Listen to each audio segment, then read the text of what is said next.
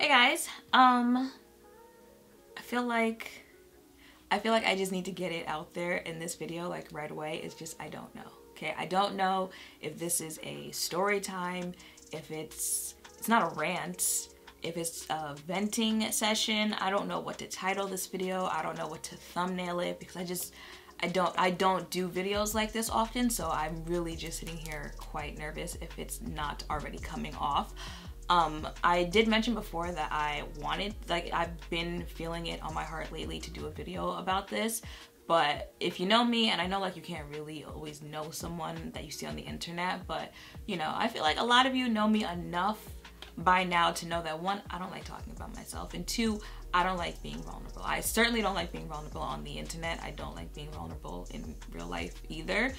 But you know, I'm aware that I have quite a significant audience, and I feel like I'd feel better if I at least tried to do something with that influence more than just, you know, makeup. So I feel like I'll feel better knowing that I at least tried to get the message out there than if I did nothing at all. But with that being said, the point of this video, if you're not new here, then you know, I have mentioned before, my mother was diagnosed with breast cancer when I was probably a junior in college. Yeah, I was a junior, like the middle half of my junior year of college. And you know, when someone that close to you goes through something like that, at the time, all you're thinking about is, you know, how they're going to move forward with this, and you know, how you're going to help them move forward with the situation that they're going on with right now. Like, it never really processed to me that, you know, it's now like a possibility. Like there are certain things like you just don't want to speak into existence there, but that's just reality. You know, when you go to the doctor and they're like, does anyone in your family have a history of this or anything like that? Before that, you know, I would always say no. And even after that, I would still get ready to say no. And then, you know, if the no slipped out, then I'd be like, oh wait, no, yeah, like, yeah, it's, you know, I've got people in my family who have had it. And at the time, like, it wasn't processing to me that is a possibility. At the time, like, I was still just, you know, like, it's all about my mother, it's all about her health and stuff like that, and I don't like processing my own emotions anyway, so maybe that's why. But at the time, like, it just still wasn't clicking for me until like 2016, 17, so I would have been around 22, 23, 20, 22. You know, just a regular gynecologist appointment. I went, and at the time, again, you know, because I wasn't taking stuff like this seriously, I knew you were supposed to be doing boob checks, and everyone says, you know, like, give yourself checks and go get checked and stuff like that, but I still wasn't taking them. The point of this video is to be completely honest, I still wasn't taking it seriously at that time. So it was just a regular, you know, gynecologist appointment, and while I was there, it was just, why not get that type of boob check? Because again, I didn't know how to do it myself, and so it was like, why not? And you know, she's doing it, and she says something like, what you mean, Like, this is not the type of situation to be making those type of noises, because, you know, it's a serious situation, and we know what those type of sound effects mean, you know. When someone starts making those type of noises, you're just like, what does that mean there? So she tells me, I'm gonna send you to get an ultrasound for your breast. And again, at the time, I didn't even know like that was a possibility. I feel like if you're not aware of that, or if you don't work in that field, like, you hear ultrasound in relation to, you know, a pregnancy or something like that. So I was like, oh, I didn't even know you could do that. But she told me that she was gonna send me to do that, and I went right after her appointment. Like, she gave me the little script to take to them, and I went right after. And I'm already an overthinker, so had to make sure I'm still filming. I'm already an overthinker, so on the way there, I'm thinking, nah, come on, like, what? I'm 22, like, this can't be real life. Like, what did that mean? You know, all these things start racing through my head, and that's probably why I went like right there to go get that done. And I don't remember, but I went there, I got it done, and I don't remember, but I think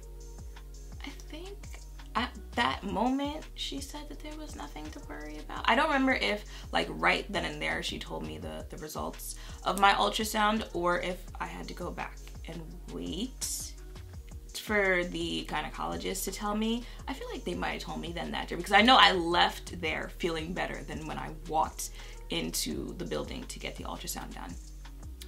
But it did turn out that, you know, everything was fine. And I went about my business, right? But back to that whole, like, not taking this whole thing seriously. Whole point of the video is to be honest. I did not get it checked again until this year, 2020. That sounds horrible to say, but again, you know, being honest. And I decided that it would be a good idea to wait right before my birthday to go get it checked again. So if you guys didn't know, last Friday, Valentine's Day, was my birthday. So the day before, made another gynecologist appointment, you know, went, and she said the same thing. However, she said that I had fibro something breast. Now keep this in mind. She said I had fibro something breast, and once again, she was going to send me to go get the ultrasound just to make sure that nothing happened, anything like that. And so that was the Thursday before my birthday. I obviously wasn't going to go get it. I didn't go get it done that day because her appointment was like late afternoon, so I wasn't going to be able to get it done that day. I wasn't going to do it the next day because that was my birthday. Like, no one wants to do that on their birthday. So I went that Saturday to get the ultrasound again, and then I had to wait. They said they were going to send the results to the gynecologist, and then I would call her for the results. So that was on a Saturday. They're not open on Saturdays. They're not open on Sunday, so I would have to wait until Monday. Baby, when I tell you that Thursday to that Monday, I don't think my brain turned off like once. Literally, it was the same feeling that I had the first time. Like, okay, is this just a normal, you know, like checkup type thing? Is it something to worry about? Is it this? Is it that? Is it that? And back to the whole fibro something. Like I said, she had mentioned I had fibro something breast, but I couldn't remember like the full word. So I went to Google, and let me tell you, the worst thing you can do is start Googling any symptoms, any words. You know, you start seeing these big words that you can't even pronounce, and you're just like, you can literally start Googling symptoms because, you know, you have a headache, and 2 hours later you've convinced yourself that you have the plague. Like, it's the worst thing that you can do. But I did start, you know, typing those things in, and this word came up, fibro. I will put it on the screen because I've already forgotten it myself, because again, too big of a word for me, okay? And basically it said it was something that had to do with lumpy breasts, and it's something that you're diagnosed with in your 20s. So I read that and I'm thinking, I'm in my 20s, and you know, this is something that every time now that I've gone to get my breasts checked, that they're saying that they're doing this just as a precaution to make sure, and that, and so like this is all going through my head at the same time. I call on Monday to get the results, and they were like, oh, we need you to call back tomorrow. I call back tomorrow, which would be Tuesday, and they're like, we need you to call back in an hour. This is not helping how I'm feeling right now, because it's like, you start thinking, do they not want to tell me something? You know, is it like unclear what they're reading, anything like that? So I called back the second time on Tuesday, and she tells me that the ultrasound came back negative, but they want to see me again in like 6 months to a year, something like that. So I get off the phone, and you know, you would think like you're relieved, which I am. I'm very relieved. However, you start thinking, so like, this is it. It's just gonna keep going through this process of guessing and wondering what's gonna happen, and then it doesn't happen, just for you to do it again and again and again. And then you start thinking, okay, but what happens when you go through the process and you're guessing and you're wondering what's going to happen, and you know, maybe then it doesn't come back that everything is okay. And I feel like maybe that is why I'm making this video, kind of like a way of checking myself. So, you know, when I do start feeling this way, I can come back and watch this video, and I can watch myself tell myself that that's not a good thing to be doing. I feel like it's worse to worry yourself to the point that you get sick over the possibility that something could happen than how you handle a situation once it's actually happening for you. Like, you could live to 60 and get diagnosed with anything, with cancer, with anything at that age. But you could also be crossing the street and get hit and die at 20. You know what I mean? So I feel like it's obviously not good for you to worry yourself sick about something that hasn't happened, as much as you would probably worry yourself when something does happen. But I also feel like that's easier said than done a lot of the time. Because a lot of the time, like, it's a normal feeling to feel that way, especially when you're in certain situations like that one where you're waiting to hear back about, you know, your own body and your own health. It's easier said when you're not in that situation, but I'm also saying this to tell myself included that you can't do that, because again, I'm pretty sure I worried myself sick in those few days, and especially since, you know, like, it was over my birthday and stuff like that, and I feel like people could feel that even though I was saying like, yeah, I'm happy and stuff like that, like low-key they could feel like I wasn't, because, you know, in the back of my mind I had that going on there. So I guess like that's kind of the reason why I'm making this video, like to let, because I feel like it helps when other people know that like they're not alone in how they're feeling, and like other people are feeling that as well. And like, it is my reality check on myself and others to say that, you know, like, it's not good to be doing that, but I understand why you might be doing it. And I understand the feelings that you're going through when you're going through it. But I also feel like, you know, the point of this video is to put that idea out there. You know, as I'm getting older, I'm realizing, like, you know, the things that we used to say back in the day, you look back at it and you're just like, that, you know, I understand why I probably said it back then, but like now, knowing more and knowing better, it's probably not a good look to be saying things like that. You know, like a couple of years ago, you would have caught me saying, you know, now that I'm at an age where my parents aren't making my doctor's appointments for me and stuff like that, you know, I'm just gonna cross my fingers and hope nothing happens. Like, that's something you would have caught me saying, how old am I, 26? Like 7 years ago when I was 19, something like that. Now at 26, it's like, no, I'm gonna make my own appointments. Okay, I want to stay on top of making sure that I'm okay, because at the same time, while you can't worry yourself sick about getting sick in the future, you can stay on top of it. You can, you know, stay on top of making sure that you're healthy, that you're good with this, and not just, you know, breast cancer checks and stuff like that, but just in general, you can stay on top of that. And I feel like that's something you probably will start staying more on top of as you get older. But like, this is my message to let you know that you're not too young to be staying on top of it, but not to the point where you're making yourself sick. Like, I feel like you have to get to a point where like it's a healthy balance, where you're just going through life, and you're going through life making sure that, you know, at all times you know that you're good. You know what I mean? Like, not to the point where you're thinking, okay, if I do this, I'm gonna get this. If I eat that, I'm gonna do this. Like, that's the point that it's going to make you sick. But at the same time, like, I feel like you should know that you're good. And again, we're living at a time where, you know, healthcare is not cheap. It is not easily accessible, so you gotta make the best with what you have. But like I said, I didn't start paying attention until that appointment, until that, what do you mean, sis? Like, I didn't start paying attention until then. And I feel like that's something a lot of people do, that they don't start paying attention until it hits home. Until it hits home with someone you love, or until it hits home with someone, with yourself. So, you know, I feel like that's why I'm also making this video, just to put it out there that no, you're not too young to start caring. You know, when I went there for the second check last week, she said that she's gonna send me for the ultrasound because I'm too young for, well, not too young, but I'm not the average age that she would start sending me to get a mammogram. That's, hopefully with my accent, like, I'd be saying things weird.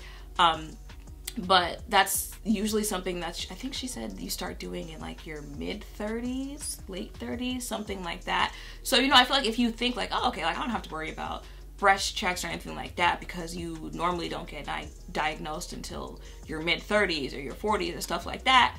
But no, like, we've seen stories and cases of people getting diagnosed with that in their 20s and stuff like that. So I feel like until it hits home, a lot of people don't take their own health seriously. And I obviously, again, you guys don't know me, but you know me close enough that this is hitting close enough, this scare, this idea, this getting the checks done and stuff like that. It's close enough to where I'm saying this, and hopefully someone who's watching who maybe is old enough to be getting mammograms and hasn't will think, you know what, maybe I'll schedule for me to go get it done. Or if you are in the same age range as I am, to start thinking about knowing how to do your own checks and stuff like that. Now, the words that, well, at least the tech who did my ultrasound check, she said that the doctor had said that I had fibrocystic brows. Now, brows. Sometimes I just can't get makeup out of my mind. Breast, and basically I have naturally lumpy boobs. And that doesn't help because the whole point of the self-checking and stuff like that is to feel around if you feel any lumps, anything like that, so then you know to go get checked. But if you have naturally lumpy boobs, you know what I'm saying? Like, how are you supposed to know which ones are just the regular natural lumps and which ones are lumps that you should be worried about? That is ultimately what that ended up being. And so I wouldn't know that if I didn't do stuff like this. And if I did get to, you know, like my mid-late 20s and I did start just doing the regular self-checks, I wouldn't know that that's a thing, to have just naturally lumpy boobs. So when you start feeling around, and if you feel like, you know, I can feel uneven boob right now, without knowing that, again, I'd be sent straight into that panic mode of, I feel a lump, I feel this, I feel that, I feel blah, blah, blah, blah, blah. So, you know, that's how I felt when I found this out myself. So I'm saying this now, that maybe right now you could do your own self-check and maybe you do start feeling that, but maybe it's not that. You see what I'm saying? Like, maybe you are just someone who also has naturally lumpy boobs. So I feel like that is the other reason that I'm doing this venting session. I really don't know what to call this, but maybe that is the other reason that I'm doing it, so that people who are watching will take that, you know, 5 minutes to do their own little self-check. Maybe you will make that appointment to go have someone professionally check it for you, because I can say, as someone who has had it hit home so closely and more than once, like since then, you know, it's happened in other places as well, I mean with other people. When it does hit home for you like that, with someone getting sick, someone passing away, or anything like that, once you know how that feels, like, you don't wish that on anyone else. That's also why I'm very careful on the words that I put out there and what I speak onto other people, because I know how it feels. Like, I've seen before, you know, when people say things as harsh as, you know, like, oh, go yourself, or stuff like that. It always makes me tense up a little bit, because I've also mentioned before, you know, I've had a sister that passed away. I know how that feels to have someone that close to you pass away, and I also know how it feels watching my own mother. Well, I won't know how it feels for my mother, but you know what I mean? Like, seeing a mother lose her own child, you know how that feels, and then you don't wish that on other people. Like, you saying that to someone, that might be because you're upset, but in my mind, I'm thinking, okay, but that person's gonna have a family, and that family is going to be going through the same thing that I went through, and that a whole bunch of other people go through when they have to deal with situations like that. And when you've gone through it and you know how it feels, you don't wish that on other people. And I think that's why I feel like I have to say something, because again, I know what it feels like to have to deal with a loved one who is going through something like that. And so I'm saying it in hopes that I'll tell someone that and they'll start taking their own health a little bit more seriously, or it'll jog their memory to, you know, take it a little bit more seriously so that they don't have to go through it.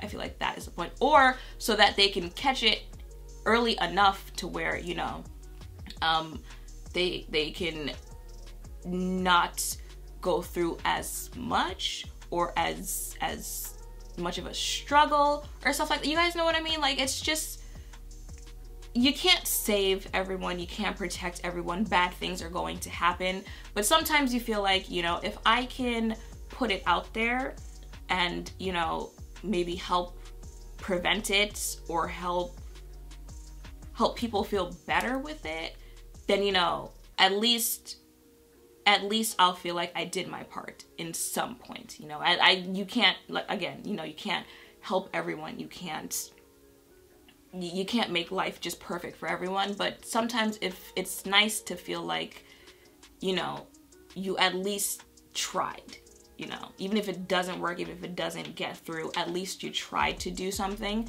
So if, you know, getting on here and rambling for however many minutes I've been rambling so far does anything to anyone, you know, makes anyone think about something a little bit more than maybe they thought about it 10 minutes ago, at least I did my part. At least I tried.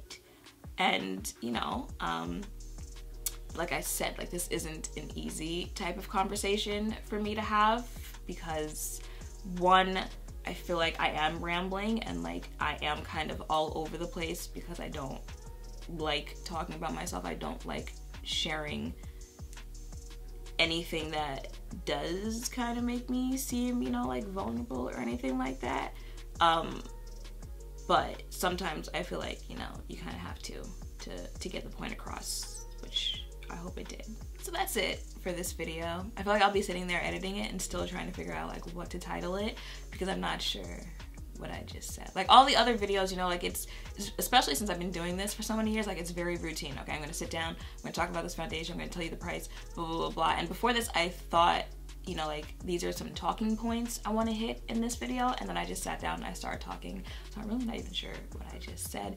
But I know, like, I think the takeaway of this video is that I want to get two things out there, that I think it's helpful to people when they hear that other people are thinking the same thoughts that they think and are going through the same emotions, same things, but to not let that overcome you to the point where, you know, like you get sick and stuff like that, especially for things that haven't happened yet, and making yourself sick at the possibility of things happening. And the other one is, you know, a less cliche way of pushing you guys to go out there and get yourselves checked and do regular checks, do regular self-checks, because, you know, not everyone can do regular professional checks and stuff like that. So that is the point of this video. I hope I got it across.